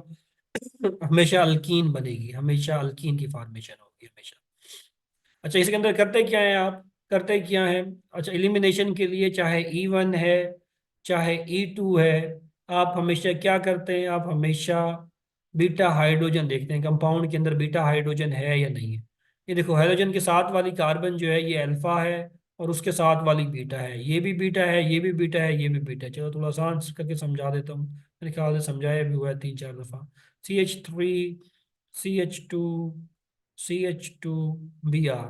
इस कंपाउंड के अंदर जो है ये वाली कार्बन अल्फा है, ये बीटा है, ये गैमा है आपके पास। एलिमिनेशन रिएक्शन के लिए किस चीज़ का होना ज़रूरी है? बीटा हाइड्रोजन का होना ज़रूरी है, बीटा हाइड्रोजन का होना ज़रूरी है, पहली चीज़ तो ये याद रखें। अच्छा, एक चीज़ और, ये जो एलिमिनेशन आपने पढ़ी है ना, अक्सर जो है आपसे पूछा जाता है, आप मुझे बताएं, और मुना जो है वो डायरेक्ट जवाब देगी अगर उसने देना है तो। मुझे ये एक चीज़ बता दें कि छोटा सा सवाल है, how many types of elimination reaction, elimination reaction की टाइप्स बता दें, कौन कौन सी टाइप्स आपने पढ़ी हुई है? एलिमिनेशन रिएक्शन की कितनी टाइप्स होती हैं? 2 होती हैं, 3 होती हैं, 4 होती हैं, या ज़्यादा होती है? जल्दी से शाबाश। एलिमिनेशन रिएक्शन की कितनी टाइप्स होती हैं? 2 टाइप्स पढ़ी हैं, 2 टाइप्स पढ़ी हैं अरफा ने, बाकियों ने? अरफा, कौन सी 2 टाइप्स पढ़ी हैं आपने एलिमिनेशन की? बुशरा राफी भी कह रही हैं 2 टाइप्स होती हैं एलिमिनेशन की। और कोई ट्राई करना चाहे? और अब बताओ तो सही, कोई टाइप्स नहीं पढ़ी एलिमिनेशन रिएक्शन की? निकम्मो, 2 लोगों ने पढ़ी है, तुम लोगों ने कभी जो है फर्स्ट एफ नहीं पढ़ी? हाँ, आरफा जावेद कह रही है E1 E2 होती हैं, बाकी बाकियों की क्या राय है इस बारे में? कहाँ गए बाकी लोग? रिदा फातिमा देखो 2 पे आ गई है। बाकी बाकी भी तो राय तो दो ना अपनी, सही गलत मैं कौन सा कुछ कह रहा हूँ। अलीना बच्चे, कौन सी टाइप्स पढ़ी एलिमिनेशन की? परियाल, अमजद, इरम, रिदा फातिमा, ताहिर, एलिमिनेशन की कौन कौन सी टाइप पढ़ी है?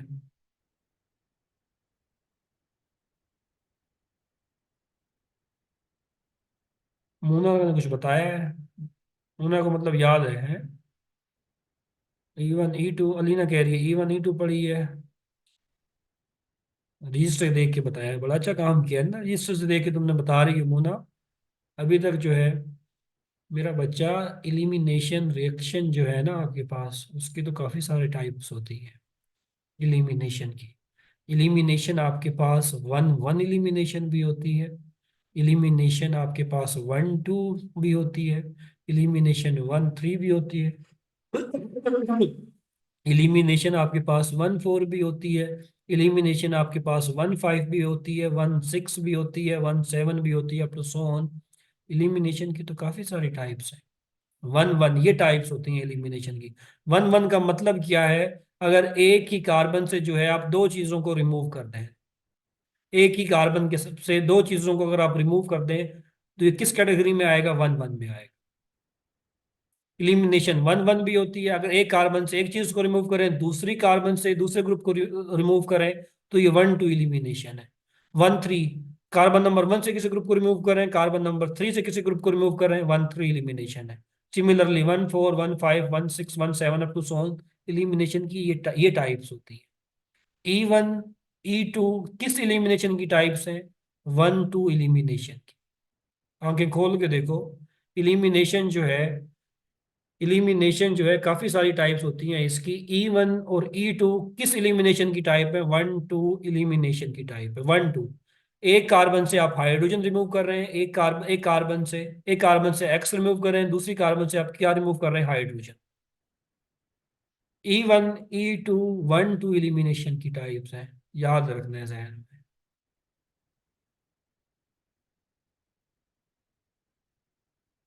2 ग्रुप्स का, हर ग्रुप का नहीं, हर ग्रुप का नहीं, इलिमिनेशन के लिए 2 ग्रुप्स का होना जरूरी है। 1-2 इलिमिनेशन, 1-1 इलिमिनेशन भी होती है, 1-2, 1-3, 1-4, 1-5, 1-6, ये बहुत ज्यादा कॉमन इलिमिनेशन है आपके पास। ये बहुत ज़्यादा कॉमन एलिमिनेशन है आपके पास। हर जगह से रिमूव नहीं कर सकते ना आप। एक ग्रुप को रिमूव करना थोड़ी एलिमिनेशन कहलाएगा। एलिमिनेशन के नतीजे में जो बॉन्ड बन रहा है आपके पास, वो कार्बन कार्बन डबल बॉन्ड भी तो बनना चाहिए ना आपके पास। तो याद रखना है, अगर पूछा जाए वायवे में से सवाल पूछते हैं, right what are the types of elimination reaction, और आप बड़े कॉन्फिडेंस से बता रहे होते हैं E1 और E2, वो हंस रहा होता है दिल के अंदर जी, अब क्या कहूँ मैं इनको जो है। और आप जब बाहर आके जो है अल्लाह बोल देते हैं जी इंटरव्यू बड़ा अच्छा हुआ, फिर जो है पता नहीं नंबर क्यों कम दिए, सिफारिश चली है जी, रिश्वत चली है, ये चला है और वो चला है, फलाने ढिमकाने सारी चीज़ें जो है उसके साथ लगा देते हैं। ऐसा नहीं है, थिंकिंग हमेशा पॉजिटिव रखनी है, आपने थिंकिंग हमेशा पॉजिटिव रखनी है। जो वहाँ पे बैठे होते हैं ना, वो बाल ऐसे सकत करके नहीं बैठे होते, जो आपका इंटरव्यू लेने आ रहे होते हैं, सारी चीज़ें पता होती हैं उनको। Sir numbering 1 2 3 according to alpha beta position, जी बच्चा 1 2 3। यहाँ से एक कार्बन से तो E1 और E2 1 2 इलिमिनेशन की टाइप से याद रखना है आपने। अच्छा 1 2 इलिमिनेशन के अंदर होगा क्या, 1 2 इलिमिनेशन के अंदर एक कार्बन से हेलोजन रिमूव होगा, एक कार्बन से हाइड्रोजन रिमूव होगा। कैसे ये रिमूवल होगा, बेस हमेशा किस पे अटैक करेगी। इलिमिनेशन के लिए मैं बता चुका हूँ बीटा हाइड्रोजन का होना जरूरी है, बेस बीटा हाइड्रोजन पे अटैक कर रही है, ये बॉन्ड यहाँ से यहाँ पे आ रहा है, ये लिविंग ग्रुप लीव कर जाएगा। किस चीज की फॉर्मेशन होगी, आपके पास अल्कीन की फॉर्मेशन होगी। ये देखो ना, जब ये बॉन्ड यहाँ से टूट रहा है, पूरा बॉन्ड यहाँ से यहाँ शिफ्ट हो रहा है, ये डबल बॉन्ड जो है, पाई बॉन्ड जो है आपके पास बन रहा है, यहाँ से लिविंग ग्रुप लीव कर जाएगा, आपके पास अल्कीन की फॉर्मेशन होगी। एलिमिनेशन रिएक्शन के अंदर देखो, E2 जो है समझ लो ये भाई है SN2 का। SN2 सिंगल स्टेप के अंदर हो रहा था, ये भी आपके पास सिंगल स्टेप के अंदर ही होगा रिएक्शन। वहां पे स्ट्रॉन्ग न्यूक्लियोफाइल यूज कर रहे थे, यहाँ पे स्ट्रॉन्ग बेस यूज कर। बेस और न्यूक्लियोफाइल में क्या डिफरेंस होता है, लास्ट लेक्चर में बता। जिनकी स्पेशलाइजेशन ऑर्गेनिक नहीं है उनसे भी बाकी टाइप्स पूछ सकते हैं। स्पेशलाइजेशन नहीं आती जहन में उस टाइम, जो बैठा होता है ना बस उसके जहन में जो आ रहा है वो पूछ लेगा, उस टाइम आपसे कुछ भी पूछ सकता है। अब देखो ना, ये तो लक है आपकी, आपकी स्पेशलाइजेशन इनऑर्गेनिक है और वहां पे बंदा, जरूरी तो नहीं है इनऑर्गेनिक का ही आया है, इनऑर्गेनिक का है तो आपके लिए लक है, अच्छा चांस है। ये तो नहीं पता होता कहाँ से, मुल्तान आपके लेट्स सपोज आप मुजफ्फरगढ़ से ताल्लुक है तो मुजफ्फरगढ़, या मुल्तान से ताल्लुक है तो मुल्तान में जो है काफ़ी सारी यूनिवर्सिटीज़ हैं, कौन सा टीचर आ जाए, उसकी ऑर्गेनिक है, ऑर्गेनिक वाले को बुला लें, इनऑर्गेनिक वाले को, फिजिकल वाले को, या किसी और को। 2 दिन पहले जो इनको कॉल आती है जिसको भी जो इन्होंने बुलाना होता है, और वो अपना नाम किसी को नहीं बताता, सीक्रेट में रह जाता है वो। खत्म हो जाते हैं फिर बाद में जो है वो चीज़ें खबरें आती हैं जी वो गया हुआ था वहाँ पे इंटरव्यू लेने। तो बाद में पता लगता है भैया लक होती है, थोड़ी सी लक फैक्टर भी तो होते हैं ना इसके अंदर। अगर आपकी स्पेशलाइजेशन के अकॉर्डिंग बंदा आ गया आप उसको काबू कर लेंगे, अगर थोड़ा बाहर वाला आ गया तो उसको भी तो काबू करना ही है ना अपना, जैसे तैसे करके। हाँ पूछते हैं, स्टार्ट में जो है ना, चेयरमैन जो बैठा होता है वो कहते हैं इंट्रोड्यूस योर सेल्फ, इंट्रोड्यूस कराओ अपने आप को। तो वहाँ पे थोड़ा सा ये नहीं करनी BS केमिस्ट्री मैंने किया यहाँ से यहाँ तक, तो वहाँ पे लिख भी दो ना थोड़ा सा BS ऑर्गेनिक केमिस्ट्री मैंने किया इस ईयर के अंदर जो है। तो वहां पे आपने खुद चारा डालना है ना, उसको बताना है कि जी मेरी ये है। अगर आपसे जो है वो सवाल पूछे ऑर्गेनिक आपकी इनऑर्गेनिक, और आपने अगर ये कह दिया ना सर मेरी तो इनऑर्गेनिक है, मुझे इनऑर्गेनिक से सवाल पूछे, मुझे ऑर्गेनिक से ना पूछे, तो मैं भी बता रहा हूँ ये आपका हिसाब किताब होगा वहां पे। सवाल ना आए सॉरी करो, उल्टी सीधी जो है बातें वहां पे नहीं करनी। ये नहीं कहना कि जी मेरी इनऑर्गेनिक है तो मुझे इनऑर्गेनिक से ही पूछे, ऑर्गेनिक से नहीं पूछे। ये तो उसकी मर्जी है ना जो वहां पे बैठा है, आप उसको कुछ नहीं कह सकते इस हवाले से, आप बाउंड है वहां पे। तो ये जो है बचकानापन वहां पे कभी नहीं करना इंटरव्यू के अंदर जी, मेरी तो फिजिकल है, बस फिजिकल से ही सवाल आपने करना है, बाकी किसी स्पेशलाइजेशन से टच नहीं करना आपने।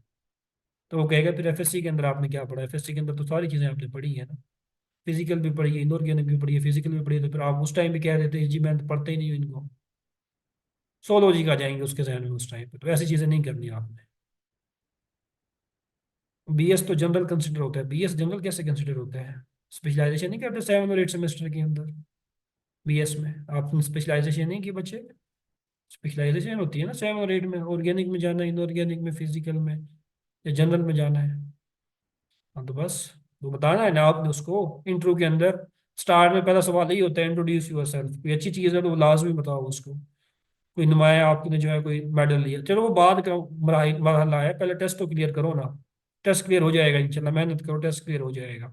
टेस्ट क्लियर हो गया इंट्रो मैं खुद क्लियर कराऊंगा इंशाल्लाह, उसमें कोई चार्जेस नहीं होंगे आपके, आपका सब्जेक्ट तो बिल्कुल ही आगे फ्री जाएगा उस हवाले से। इंटरव्यू की तैयारी हम खुद ही कराएंगे, आप कैसे करना है, क्या हिसाब किताब है, उसका अलग तरीकाकार है। टेस्ट अलग है, इंटरव्यू अलग है, बिल्कुल अलग। इसीलिए तो पढ़ा रहे हैं यहाँ पे, कुछ बेसिक आपकी इंप्रूव हो। बच्चे यहाँ पे टेस्ट मतलब निकल कर जाते हैं क्लियर, फिर इंटरव्यू में फंसे बैठे होते हैं वहाँ पे। एक सीट के ऊपर 5 लोगों का कंपटीशन है, ये ध्यान में रखना है। एक सीट के ऊपर 5 लोगों को बुलाते हैं इंटरव्यू के लिए, 5 लोगों को जो टेस्ट में क्लियर होते हैं। तो आपने 5 बच्चों के साथ compete करना है उस। आपने इन 5 को हराओगे तो फिर आपकी सीट वो होगी, वरना वो सीट निकल गई। फिर बैठे रहना कि जिस सिफारिश थी, ये था, वो था, चक्कर आ गए थे, ये फलाना डिब्बा, फिर ये बहाने काम नहीं आते। ये तो बस दिल की तसल्ली के लिए ठीक है। चलो। अच्छा, बेस जो है, ई टू एलिमिनेशन पढ़ा रहा था। बेस जो है बीटा हाइड्रोजन पे अटैक करेगी, ये बॉन्ड यहाँ से यहाँ जाएगा, लिविंग ग्रुप लीव कर जाएगा, अल्कीन की फॉर्मेशन होगी। ई टू के अंदर याद रखना है कि स्ट्रॉन्ग बेस जो है वो यूज करते हैं, स्ट्रॉन्ग बेस। स्ट्रॉन्ग बेसिस कौन सी होती है बताऊंगा, सब्र करना है, थोड़ी सी सारी चीजें बताऊंगा। तो यहाँ पे मैकेनिज्म भी दिखाया हुआ है, मैकेनिज्म दिखाया हुआ, बेस बीटा हाइड्रोजन पर अटैक करिए, ये बॉन्ड यहाँ से यहाँ आ रहा है, ये लिविंग ग्रुप लीव कर रहा है, आपके पास अल्कीन जो है उसकी फॉर्मेशन हो रही है। मैकेनिज्म भी किया मैंने, E2SN2 की तरह है। रिजियो सेलेक्टिविटी, थोड़ी सी रिजियो सेलेक्टिविटी के बारे में जो है बात कर लेते हैं, रिजियो सेलेक्टिविटी के बारे में। इस कंपाउंड को गौर से देखो। इस कंपाउंड में ये वाली कार्बन अल्फा है, ये कार्बन बीटा है, ये कार्बन भी बीटा है, ये कार्बन भी बीटा है। अच्छा, ये वाली कार्बन और ये वाली कार्बन तो एक जैसी है, मैं इनको B1 का नाम दे रहा हूँ। ये वाली कार्बन जो है ये डिफरेंट है आपके पास। अच्छा, base NaOH sodium ethoxide, strong base है आपके पास। सोडियम एथोक्साइड स्ट्रॉन्ग बेस है। अगर ये स्ट्रॉन्ग बेस बच्चा इस वाले हाइड्रोजन पे अटैक करे, इस वाले बीटा हाइड्रोजन B2 वाले हाइड्रोजन पे अटैक करे, यहाँ ये बॉन्ड यहाँ से यहाँ जाएगा और ये ब्रोमीन निकल जाएगा, आपके पास ये वाली अल्कीन जो है ये बनेगी, ये वाली अल्कीन बनेगी। अगर ये बेस जो है इस वाले बीटा हाइड्रोजन पे, देखो ये वाली कार्बन और ये वाली कार्बन एक जैसी है, दोनों दोनों एक जैसी। तो इसीलिए जो है मैं एक कार्बन ड्रा कर रहा हूँ यहाँ पे। तो ये वाली बीटा हाइड्रोजन, एक हाइड्रोजन को मैं यहाँ पे लगाकर, 3 बीटा हाइड्रोजन इस कंपाउंड में भी आपके पास मौजूद है। अगर बेस इस वाले बीटा हाइड्रोजन पे अटैक करे, ये बॉन्ड यहाँ से यहाँ, ये बॉन्ड यहाँ से यहाँ, आपके पास ये जो अल्कीन है इसकी फॉर्मेशन। अब दो मुख्तलिफ अल्कीन आपके पास बन रही है, एक अल्कीन ये बन रही है, एक अल्कीन ये बन रही है। इन अल्कीन में से जो है, इस अल्कीन को बोलते हैं जेटसिव प्रोडक्ट। जेटसिव अल्कीन भी कहते हैं, जेटसिव प्रोडक्ट भी बोलते हैं। आपने जेटसिव के नाम से भी पढ़ा होगा, आपने सेटजिव के नाम से भी पढ़ा होगा। सेटजिव दोनों जगह आते हैं, SAYTZEFF, जेटसिव प्रोडक्ट या सेटजिव प्रोडक्ट। ये मेजर प्रोडक्ट है, 71% बन रहा है। ये आपके पास माइनर प्रोडक्ट है, इसको बोलते हैं हॉफमैन प्रोडक्ट। अच्छा, ये मेजर कैसे है, ये माइनर कैसे है, ये देखो। ये अल्कीन यहाँ पे कार्बन है, यहाँ पे भी कार्बन है। ये कार्ब अच्छा, आपने हाइड्रोजन को सब्स्टिट्यूशन कंसीडर नहीं करना। हाइड्रोजन के अलावा जो भी ग्रुप जो है कार्बन के साथ कनेक्ट है, उसको आपने सब्स्टिट्यूशन कंसीडर करना है। जैसे इस कार्बन की मैं बात करूं, इस कार्बन की, यहाँ पे एक कार्बन कनेक्ट है CH3, यहाँ पे भी एक कार्बन कनेक्ट है। तो ये वाली कार्बन क्या है, डाई सब्स्टिट्यूटेड है, एक सब्स्टिट्यूशन यहाँ पे, एक सब्स्टिट्यूशन यहाँ पे। सिमिलरली अगर मैं इस कार्बन की बात करूं तो एक सब्स्टिट्यूशन यहाँ पे क्या है, एक हाइड्रोजन है आपके पास। हाइड्रोजन को सब्स्टिट्यूशन आपने कंसीडर नहीं करना। तो ये जो अल्कीन है आपके पास, एक सब्स्टिट्यूशन, दो सब्स्टिट्यूशन, तीन सब्स्टिट्यूशन, ये अल्कीन आपके पास क्या है, ये ट्राई सब्स्टिट्यूटेड अल्कीन है। ट्राई सब्स्टिट्यूटेड मीन 3 सब्स्टिट्यूशन जो है वो इस अल्कीन के ऊपर लगी हुई है। अच्छा, इधर आ जाओ। डबली बॉन्डेड कार्बन को आपने सेलेक्ट करना है, सिर्फ डबली बॉन्डेड कार्बन को। यहाँ पे भी कार्बन है, यहाँ पे भी कार्बन है। कार्बन के साथ इधर क्या है, 2 हाइड्रोजन है। यहाँ पे कार्बन के साथ एक ग्रुप यहाँ पे लगा हुआ है और एक ग्रुप जो है यहाँ पे लगा हुआ है। इस अल्कीन को देखो, एक सब्स्टिट्यूशन यहाँ पे है, एक सब्स्टिट्यूशन यहाँ पे, 2 सब्स्टिट्यूशन है। यहाँ पे कोई सब्स्टिट्यूशन है नहीं, दोनों तरफ हाइड्रोजन, हाइड्रोजन को सब्स्टिट्यूशन कंसिडर नहीं करेंगे। तो ये अल्कीन क्या है आपके पास, डाई सब्स्टिट्यूटेड है। डाई सब्स्टिट्यूटेड अल्कीन है आपके पास। जितनी अल्कीन के ऊपर बच्चा सब्स्टिट्यूशन बढ़ती जाती है, उतनी अल्कीन स्टेबल होती जाती है। इसका मतलब ये हुआ, टेट्रा टेट्रा सब्स्टिट्यूटेड अल्कीन सबसे ज्यादा स्टेबल होगी। टेट्रा सब्स्टिट्यूटेड अल्कीन सबसे ज्यादा स्टेबल होगी। देन ट्राई सब्स्टिट्यूटेड अल्कीन जो है आपके पास स्टेबल होगी। फिर आपके पास डाई सब्स्टिट्यूटेड अल्कीन जो है वो स्टेबल होगी, और फिर आपके पास क्या होगी, मोनो सब्स्टिट्यूटेड अल्कीन जो है वो आपके पास स्टेबल होगी। ये order of stability of alkyne है। जेडसिव प्रोडक्ट उस प्रोडक्ट को बोलेंगे जिसमें डबली बॉन्डेड कार्बन के ऊपर सब्स्टिट्यूशन ज्यादा होंगी, या आसान अल्फाज में more substituted product is called Zaitsev product. ये ऐसी अल्कीन जिसके ऊपर सब्स्टिट्यूशन ज्यादा होंगी, उस अल्कीन का जो प्रोडक्ट होगा बच्चा, उसको जेडसिव प्रोडक्ट बोलेंगे, वो आपके पास मेजर होगा। और वो अल्कीन जिस पे आपके पास क्या होगा, जिसके आपके पास कब सब्स्टिट्यूशन लगी होंगी, उसको आप हॉफमैन प्रोडक्ट जो है वो बोलेंगे, हॉफमैन। याद रहेगा, ऑर्डर ऑफ स्टेबिलिटी भी याद रहेगा। टेट्रा सब्स्टिट्यूटेड ज्यादा स्टेबल है, ट्राई सब्स्टिट्यूटेड से ट्राई ज्यादा स्टेबल है, डाई सब्स्टिट्यूटेड से डाई ज्यादा स्टेबल है, मोनो सब्स्टिट्यूटेड से। हाइड्रोजन को सब्स्टिट्यूशन कंसिडर नहीं करना, हाइड्रोजन के अलावा जो भी ग्रुप होगा उसको आपने सब्स्टिट्यूशन जो है वो कंसिडर करना। यहाँ तक समझ आई? मिसाल के तौर पे मैं कंपाउंड लिख रहा हूँ, ये अल्कीन लिख रहा हूँ, मुझे बताओ जल्दी से, ये अल्कीन जो है आपके पास डाई सब्स्टिट्यूटेड होगी या मोनो सब्स्टिट्यूटेड होगी या ट्राई सब्स्टिट्यूट, कौन सी सब्स्टिट्यूशन है इस अल्कीन के ऊपर? जल्दी से बताओ चैट बॉक्स में। ये अल्कीन मोनो सब्स्टिट्यूटेड है, डाई सब्स्टिट्यूटेड है या ट्राई सब्स्टिट्यूटेड? जल्दी से बताओ।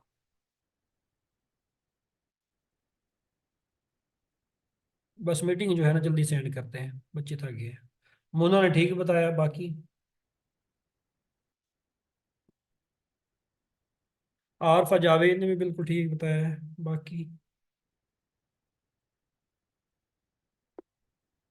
निकम्मा बताओ जल्दी से, परेशान क्यों हो रहे हो? ताहिर, फरियाल, फरियाल ने ठीक बताया, मुन्ना ने ठीक बताया, बाकी है? इरम, अलीना, कोई रिस्पॉन्स नहीं है? नींद आ रही है, थक गए हो? थक गए तो मीटिंग एंड कर देते हैं। डाई सब्स्टिट्यूटेड है, शाबाश, डाई सब्स्टिट्यूटेड की ताहिर कह रहे हैं डाई सब्स्टिट्यूटेड, डाई सब्स्टिट्यूटेड की। देखो तो कैसा पता लगेगा, जहाँ पे डबल बॉन्ड है उन कार्बन को हाईलाइट करो। ये डबली बॉन्डेड कार्बन है, ये डबली बॉन्डेड कार्बन है। इस कार्बन की चार बॉन्ड पूरे करने हैं, एक दो तीन, चौथा अंडरस्टूड है हाइड्रोजन होगा। इस कार्बन के चार बॉन्ड पूरे करने हैं, एक दो तीन, अंडरस्टूड है चौथा हाइड्रोजन होगा। इस कार्बन के ऊपर एक सब्स्टिट्यूशन ऊपर है, हाइड्रोजन को सब्स्टिट्यूशन नहीं है ना। इस कार्बन के ऊपर यहाँ पे एक सब्स्टिट्यूशन है, एक और एक कितनी होगी आपके पास? दो। दो सब्स्टिट्यूशन है, ये अल्कीन के आपके पास डाई सब्स्टिट्यूटेड है, डाई सब्स्टिट्यूटेड है। यहाँ पे मजीद दिखाया हुआ है, दोनों प्रोडक्ट आपके पास बनेंगे, जेड से हॉफमैन प्रोडक्ट बनेगा। अच्छा, एक इम्पोर्टेंट चीज, एक इम्पोर्टेंट चीज, चलो, एक इम्पोर्टेंट चीज, लास्ट चीज, बस ये लास्ट है, उसके बाद मीटिंग खत्म करते हैं, हजम नहीं हो रहा आपको, इधर ही जो है हम एंड करते हैं। लास्ट चीज, सेम अल्कीन है आपके पास, लेस स्टेबल बताया आपने जी, हॉफमैन को लेस स्टेबल जब बताया जब बेस आपने स्मॉल यूज की है, सोडियम मेथॉक्साइड यूज की है। अच्छा, गौर से देखो, ये कंपाउंड जो मैं दोबारा ड्रा कर रहा हूँ, ये वाला कंपाउंड, यहाँ पे बी आर है, यहाँ पे मैं यूज कर रहा हूँ, ये समझना है, इस चीज को समझना है आपने, सोडियम मेथॉक्साइड यूज कर रहा हूँ, सेम कंपाउंड है, चीज को समझना है, थोड़ी सी टेक्निकल है, समझ के जाना है इसको। ये बी आर है, क्या हमेशा जेडसिव प्रोडक्ट जो है वो मेजर प्रोडक्ट होगा हमेशा? कोई बता सकता है क्या हमेशा मोर सब्स्टिट्यूटेड एल्कीन ही मेजर प्रोडक्ट होगी? किसी को पता? हमेशा मोर सब्स्टिट्यूटेड एल्कीन ही मेजर प्रोडक्ट होगी या नहीं? एनीवन? नहीं, कोई नहीं बता रहा, चलो मैं बता देता हूँ। आपने पढ़ा नहीं है ना, कोई मसला नहीं है, पढ़ा नहीं है। ऑर्गेनिक वाले, जिनकी ऑर्गेनिक उनको आना चाहिए असूल है, जिनकी ऑर्गेनिक नहीं है चलो उनका कोई इशू नहीं है। देखो, प्रोडक्ट कौन सा स्टेबल होगा, जेडसी होगा या हॉफमैन होगा, वो डिपेंड करता है बेस के ऊपर भी, बेस के ऊपर भी, बेस के ऊपर भी डिपेंड करता है, बेस के ऊपर भी। बेस आप कौन सी यूज कर रहे हो? देखो यहाँ पे ये जो बेस आपने यूज की है ना, ये छोटी सी बेस यूज की है, इसका साइज छोटा है आपके पास, सोडियम मेथॉक्साइड है, छोटा साइज है इसका। यहाँ पे क्या हुआ, आपने अभी ऊपर पढ़ा, यहाँ पे जो मेजर प्रोडक्ट बनेगा आपके पास, ये वाला मेजर प्रोडक्ट बनेगा, और ये वाला जो है आपके पास क्या बनेगा, ये आपके पास ये आपके पास जो है माइनर प्रोडक्ट जो है ये बनेगा। ये डबल बॉन्ड यहाँ पे, ये आपके पास ये मेजर था आपके पास यहाँ पे, और ये आपके पास क्या था, माइनर था आपके पास। इसको आपने जो है जेटसी बोला, इसको आपने हॉफमैन बोला, ऐसे ही था ना ऊपर, क्योंकि बेस स्मॉल यूज कर रहे थे। सेम रिएक्शन है, सेम रिएक्शन है। बेस की नेचर जो है बच्चा, मैं वो चेंज करने लगा हूँ। बेस की जो नेचर है वो मैं चेंज करने लगा हूँ। अब मैं बेस क्या यूज कर रहा हूँ, बात को समझना है। अब बेस जो है मैं यहाँ पे यूज कर रहा हूँ सोडियम टर्शरी ब्यूटॉक्साइड।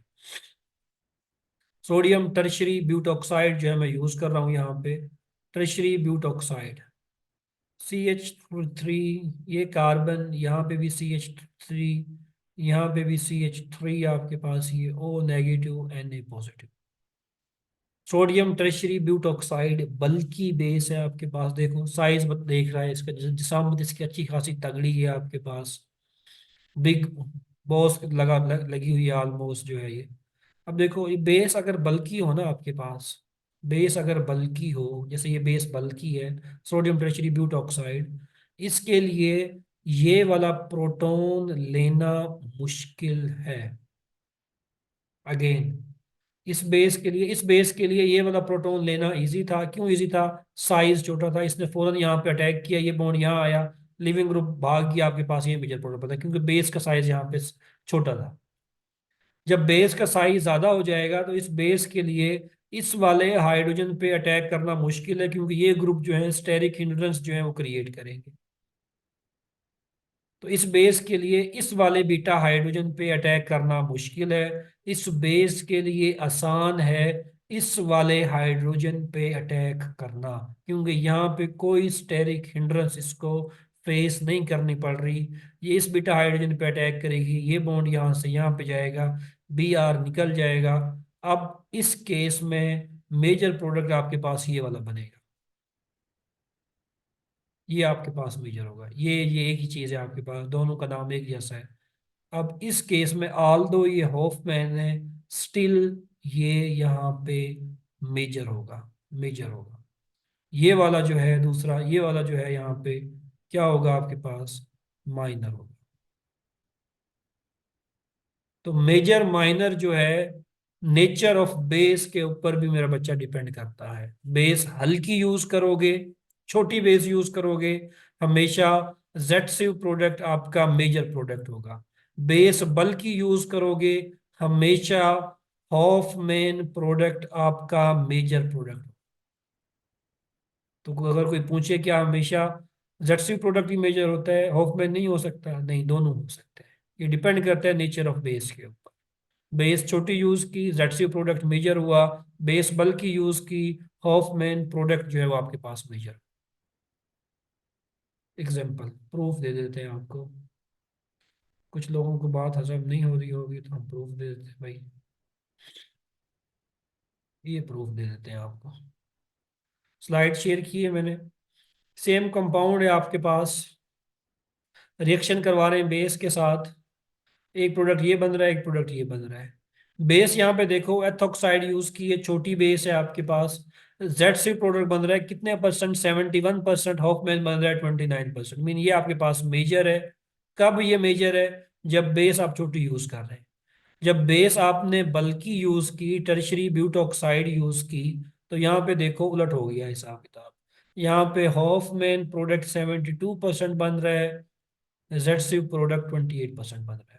यहाँ पे मजीद बल्कि बेस आपने यूज की है, बल्कनेस और बढ़ा दी है, तो आपके पास यहाँ पे देखो जेट हॉफमैन प्रोडक्ट जो है उसकी कंसंट्रेशन बढ़ गई है, उसकी यील्ड बढ़ गई है, 92% ये अल्कीन बनेगी और 8% जो है ये अल्कीन बनेगी। तो experimental data indicate that bulky sterically hindered base will favour the formation of Hofmann product. कि बल्कि ऐसी बेस जिसमें बल्कनेस ज्यादा है, जिसका हुजम ज्यादा है, और जो स्टेरिकली हिंडर्ड भी है, वो हमेशा क्या करेगी, हॉफमैन प्रोडक्ट को मेजर करेगी। और अनहिंडर्ड बेस जो कि स्मॉल बेस होती है, जिसमें हिंड्रेंस कोई नहीं है, वो हमेशा जेटसी प्रोडक्ट को जो है मेजर प्रोडक्ट करेगी। आज की डिस्कशन जो है यहीं पे खत्म कर रहे हैं। कोई सवाल है आपका, जल्दी से डिस्कस कर लें। सवाल नहीं है तो हम मीटिंग एंड करते हैं। कल टेस्ट होगा आपका, टेस्ट की टाइमिंग जो है अभी तक तो 7 PM है, शायद मैं इसको एडजस्ट करूँ 8 पे ले जाऊँ या 7 से पहले कर दूंगा। मैं कल जो है आपको दिन में बता दूंगा, लेकिन तैयारी करके आपने लाजमी आनी है। एरोमेटिक कंपाउंड वाला पूरा चैप्टर जो है वो टेस्ट के अंदर शामिल है। अच्छा सा टेस्ट देना है, उसकी तैयारी करके आनी है। वीडियोस मौजूद है, पहले वीडियोस देख लो, फिर लेक्चर देख लो। फिर भी स्टिल कोई कन्फ्यूजन है आपको तो आप डिस्कस कर सकते हैं। और आरफा जावेद फार्मल चार्ज का फार्मूला देख के आना है आपने लाजमी। सर हम ये कह सकते हैं कि जिस में कॉर्नर पे डबल बॉन्ड बनेगा वो हॉफमैन प्रोडक्ट होगा। अब भी वही सवाल कर रहे हो, कॉर्नर पे डबल बॉन्ड बनेगा हॉफमैन होगा। लेस सब्स्टिट्यूटेड मैंने बताया ना, लेस सब्स्टिट्यूटेड प्रोडक्ट जो होगा वो हॉफमैन होगा। मोर सब्स्टिट्यूटेड क्या होगा आपके पास, वो जेड सी होगा। ये याद रख लेना आप, ऐसे याद रख लें, कॉर्नर वाला छोड़ दें हिसाब किताब। ज्यादा सब्स्टिट्यूटेड वो आपके पास जेड सी, कम सब्स्टिट्यूटेड वो आपके पास हॉफमैन है। ऐसे याद रखें आप इसको। टेस्ट के हवाले से किसी को कोई इश्यू तो नहीं है? कोई चीज़ डिस्कस करना चाहें जल्दी से, कोई पॉइंट? कोई कुछ नहीं है? अगर कुछ नहीं है तो फिर मीटिंग में ऐड करने लगा हूँ, और कोई सवाल है तो जल्दी से आप डिस्कस करें। फॉर्मल चार्ज ऑर्गेनिक केमिस्ट्री की हाइब्रिडाइजेशन वाला है? पता नहीं हाइब्रिडाइजेशन वाला है कि नहीं है, कोई आइडिया नहीं है। नेट पे निकाल लो, 2 मिनट में आ जाएगा। किस किस मॉड्यूल का ताहिर? पहले 4 लेक्चर जो है वो हमारे हुए थे। Aromatic, anti aromatic, non aromatic. फिर हमने जो है इलेक्ट्रोफिलिक एरोमेटिक सब्स्टिट्यूशन रिएक्शन, फिर हमने न्यूक्लियोफिलिक एरोमेटिक सब्स्टिट्यूशन रिएक्शन और डाईएज़ोटाइजेशन। ये 4 मॉड्यूल जो है हमने देखे हुए हैं। पहले 4 लेक्चर हैं, ग्रुप के अंदर लिंक भी मैंने भेजा हुआ है, पहले 4 मॉड्यूल की प्लेलिस्ट भेजी हुई है। उस पर टिक करें, वो चारों लेक्चर जो है 1 बाय 1 आपके सामने ओपन हो जाएंगे। उन चारों टेस्ट का चारों जो लेक्चर हैं उनका टेस्ट है। स्लाइड्स भी मौजूद हैं आपके पास उनकी ग्रुप के अंदर, तो उनको कवर करें। कल टेस्ट होगा इंशाल्लाह, टेस्ट लाजमी देना है आप लोगों ने। इसके अलावा किसी का कोई सवाल और किसी का कोई रहता हो, तैयारी करके आनी है तो कल इंशाल्लाह मैं बता दूंगा टाइमिंग मजीद आपको ना, कल दिन में जो है क्या टाइमिंग होगी टेस्ट की। दुआओं में इंशाल्लाह, दुआओं में याद रख